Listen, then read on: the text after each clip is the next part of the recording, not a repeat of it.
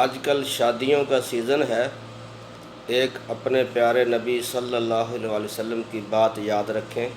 رسول اللہ صلی اللہ علیہ وسلم نے فرمایا شر الطعام طعام الولیمہ، فرمایا کہ سب سے برا کھانا ولیمے کا کھانا ہے۔